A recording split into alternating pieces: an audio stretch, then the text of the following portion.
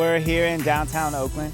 We're like right in the middle of downtown, and we got a view pretty much of the whole city. That's North Oakland, and that's right where the North Oakland Injunction is, or what they call the North Oakland Safety Zone, what a lot of us call the Injunction Zone. These injunctions have no even semblance of democracy associated with them, right? So there's no choice. They didn't even put it up for like a discussion in City Hall. So then they're like, okay, so we got this injunction. There's a bit of resistance, but we were able to kind of slip by the resistance. Let's do it again. Let's do it in another neighborhood. Only this time, let's beef it up. So whereas in North Oakland, 100 blocks, 15 people named, they, had this, they basically made up the gang that they targeted there. That gang didn't exist. You could ask people on the street. So then they got more ambitious, and they're like, let's attack the Fruitvale. And so what they did, we're like, we're gonna unleash an injunction in the Fruitvale, but this time we're gonna name Norteños, which is more notorious, right? People have heard of this and so on. And what we're gonna do is instead of a 100-block zone, we're gonna do 450 or so blocks, 2 square miles, most of the Fruitvale neighborhood. What we're gonna do now is we're gonna get off the rooftop and we're gonna get down into these communities, and we're gonna go check out the North Oakland, where the zone is, because we have to understand this is where people are living and working. These are actual places. After that, we're gonna hit the streets into the Fruitvale. We're here in North Oakland. They've imposed a gang injunction here, right?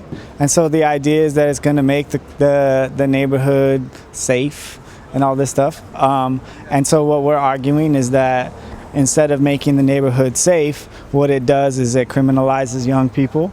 It increases police violence. It increases violation of people's civil and human rights. It allows for the OPD to racially profile, target people based on how they're looking, what they're dressing, how old they are, and so on. And when we think about racial profiling, people say, oh, is that bad? Why is that bad? How is that bad? And one of the prime examples of racial profiling, of the violence of racial profiling, is when police use the way somebody looks or where they're hanging out, right? And when you think of a gang injunction, that's in the gang injunction, it's how you look and where you're hanging out. Well, we understand that police use that justification to actually murder people, right? So right here, the police murdered this young man, Gary King, based on how he looked and where he was hanging out. They shot him in the back, they left him to bleed. And so what we're saying is this is what happens when police make contact with people, and these are the same police that are expected to enforce gang injunctions, right? And then that's how they're interacting with the community that they're policing, that they're occupying, that they're controlling and patrolling. Gary didn't have a gun. Gary didn't have nothing. Gary ran, took 2 steps, and got shot in his back. Gary was laid on the ground. He was there for about 15 minutes, and then he got cuffed while he was dead, because when he got cuffed, his arm just fell. And then after they cuffed him, the officer was like pointing his gun at everybody, doing all type of crazy stuff. And then after he did all that, he uncuffed him when all the other police got here, turned him over, act like he was trying to revive him, but Gary had been dead for at least like 10 or 15 minutes, laying there on the ground, lifeless, not moving and nothing. The gang injunction came on North Oakland, and it doesn't really make sense to me because a lot of people here are close, so it's like people are in groups, and I know that that's one thing about it. Like, they'll stop people that are in crowds.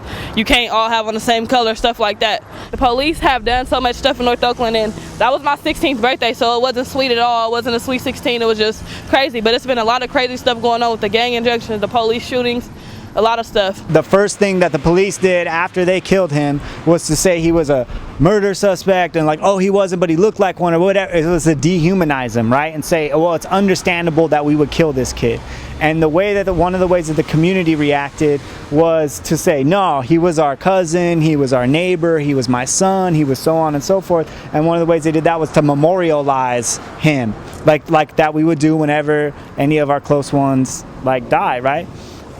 So right here on this pillar has been like so many different murals and commemorations of Gary King, and every time the city will come and they'll disrespect. It's like disrespecting somebody's grave. They'll buff it off. So if you come look right here, at one time, this is actually, you see this face outline? That's not Gary King, that's Oscar Grant. And so at one time there was a memorial where it was Oscar Grant. Gary King was right here. You had Anita Gay, who was a 70-year-old woman who was shot by police in the back and murdered. You had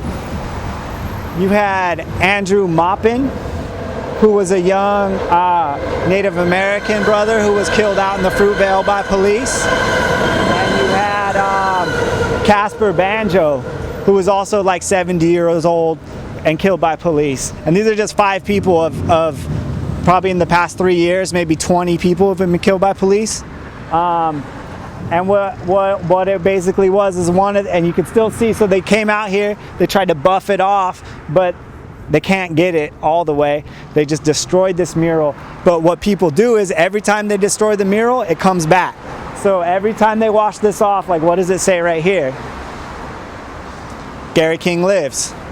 And what's cool is like people have put in these little planter boxes, and so they'll put like flowers, and the idea is to like make this an area of growth, and to not let, I mean, they try to, when they kill people, they kill them and they try to kill their memory. And so the idea is like, okay, you killed him, but you can't kill his memory. People love him, people know him, and he's still here.